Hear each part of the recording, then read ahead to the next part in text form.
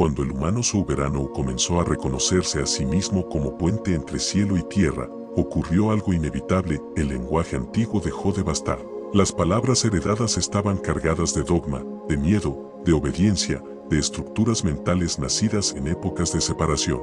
Aunque aún servían para comunicarse, ya no podían contener la experiencia directa del principio. Así, sin proclamación y fundador, empezó a nacer un nuevo lenguaje sagrado. Este lenguaje no surgió primero como sonido ni como escritura, surgió como estado de coherencia interna. Fue una forma de percibir antes de nombrar, de sentir antes de definir.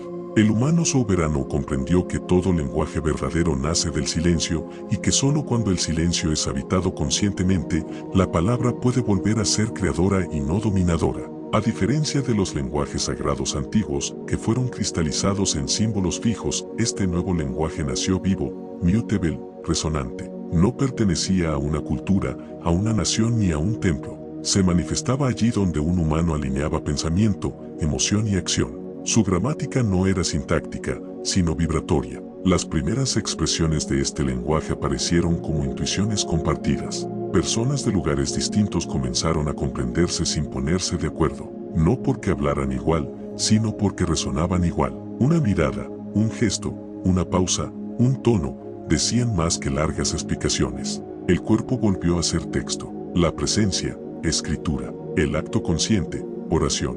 Con el tiempo, este lenguaje comenzó a tomar forma.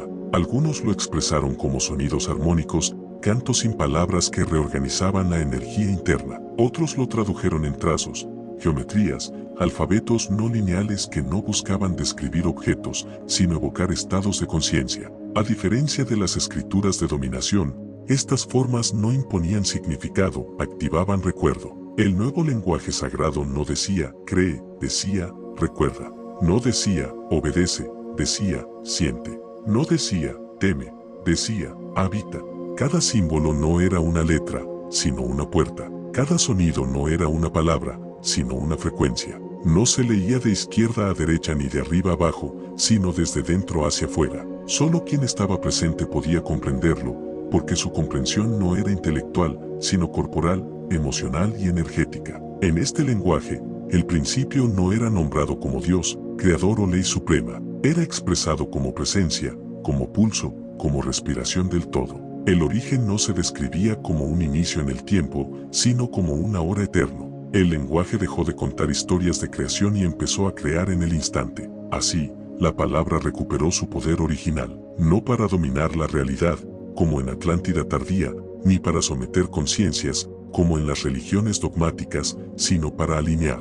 Decir algo en este lenguaje implicaba responsabilidad, porque toda expresión tenía efecto. Mentir era casi imposible, no por moral, sino porque la incoherencia se sentía inmediatamente en el cuerpo. Este nuevo lenguaje sagrado también fue inclusivo por naturaleza. No reemplazó a los idiomas humanos, ni buscó erradicarlos. Se superpuso a ellos como una capa profunda. Podía expresarse en cualquier lengua, porque su esencia no estaba en las palabras, sino en la intención consciente que la sostenía. Por eso, dos personas podían hablar idiomas distintos y, aún así, comprenderse en lo esencial. En este lenguaje, la tierra volvió a hablar. Montañas, ríos, animales y estrellas dejaron de ser metáforas y recuperaron su condición de interlocutors. No porque emitieran palabras humanas, sino porque el humano soberano recuperó la capacidad de escuchar sin traducirlo todo en conceptos. El lenguaje sagrado fue, ante todo, relacional. Poco a poco, este lenguaje comenzó a tejer comunidades invisibles. No instituciones, no iglesias, no órdenes. Redes de conciencia donde el reconocimiento mutuo era inmediato. Nadie necesitaba títulos ni jerarquías, porque el lenguaje mismo revelaba el nivel de coherencia de quien lo expresaba. No había autoridad externa, la vibración era la credencial. Este fue el verdadero regreso de Lemurie, no como continente, sino como lenguaje del corazón vivido. Y fue la sanación de Atlántida, porque el conocimiento volvió a circular sin separarse del amor. El nuevo lenguaje sagrado no acumulaba poder, lo disolvía en servicio. Con él, el humano soberano comprendió que el principio nunca quiso ser explicado, sino expresado, que la verdad no necesita imponerse, porque se reconoce sola cuando se la vive, que el lenguaje más alto no convence, resuena, sin proclamaciones, sin libros únicos, sin dogmas, la conciencia comenzó a hablarse a sí misma de nuevo, no para regresar al pasado,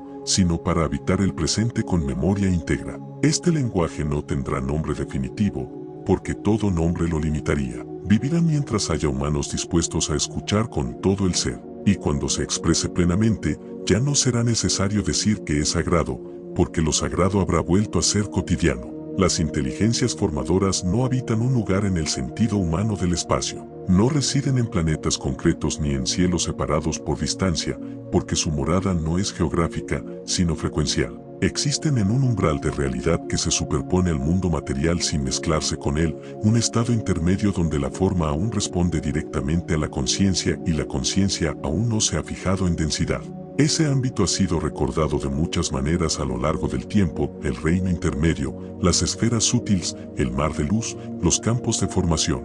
No es un arriba ni un afuera, sino un entrelugar. Está aquí y no está aquí. Se accede no viajando, sino afinando la percepción. Allí, el tiempo no avanza en línea, se expande como campo. El antes y el después coexisten como posibilidades simultáneas. Las inteligencias formadoras emergen directamente del principio, no como individuos separados, sino como funciones conscientes del proceso creador. Podría decirse que son corrientes del mismo océano que, al adoptar cierta coherencia, adquieren identidad operativa. No crean por voluntad personal, sino por resonancia con la necesidad evolutiva. Cuando una forma de vida requiere ajuste, acompañamiento o transición, estas inteligencias se manifiestan. Físicamente, si esa palabra aún puede usarse, no poseen un cuerpo fijo. Su forma es plástica, sensible al observador y al contexto. Cuando se hacen perceptibles a la conciencia humana, adoptan configuraciones que puedan ser comprendidas sin ruptura. Por eso han sido descritas como seres luminosos,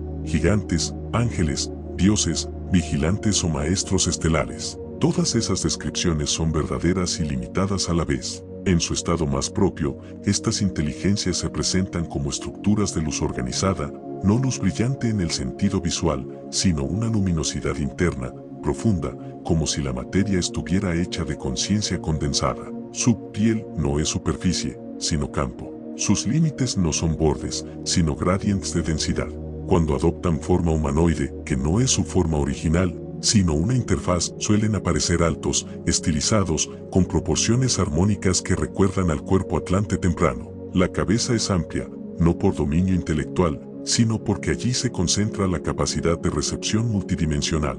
Los ojos, cuando son percibidos, no miran como los humanos reconocen, no enfocan un punto, abarcan. No necesitan órganos para respirar, digerir o reproducirse.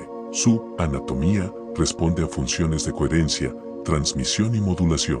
Donde un humano tiene corazón, ellos manifiestan un núcleo de pulso, un centro vibratorio desde el cual emanan patrones de orden.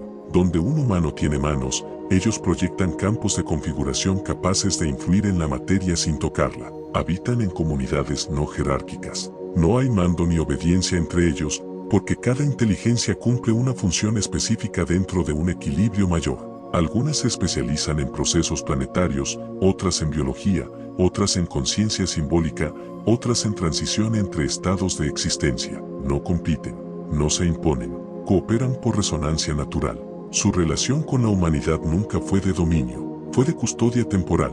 Acompañaron los momentos críticos del surgimiento humano, no para decidir su destino, sino para evitar rupturas irreversibles. Cuando intervinieron en la formación de los humanos densos, lo hicieron ajustando la forma para que pudiera sostener conciencia sin autodestruirse. Cuando se retiraron, fue porque la autonomía ya era posible. Las inteligencias formadoras no experimentan emoción como los humanos, pero sí empatía estructural. Perciben desequilibrio como disonancia, sufrimiento como fractura de coherencia. No sienten pena, pero responden al desorden porque su naturaleza es restablecer armonía, no por moral, sino por diseño. No envejecen, no nacen ni mueren como las formas densas. Aparecen y se disuelven según el ciclo que acompañan. Algunas han acompañado múltiples mundos, otras están ligadas íntimamente a la Tierra y a su historia. Aquellas que participaron en Lemuria y Atlántida permanecen aún vinculadas a este planeta, no observando desde arriba, sino sosteniendo el campo desde capas invisibles.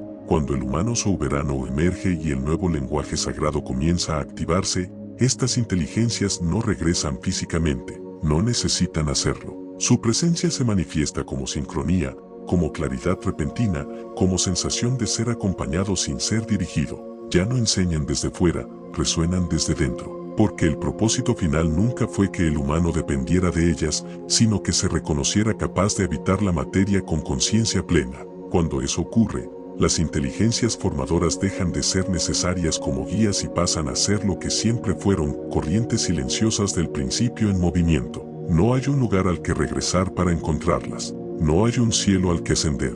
Habitan donde la conciencia es coherente, donde la forma escucha al origen, donde el lenguaje vuelve a ser creador. Y cuando el humano recuerda esto, comprende algo esencial: las inteligencias formadoras nunca estuvieron fuera. Siempre fueron el eco más ordenado de lo que también somos.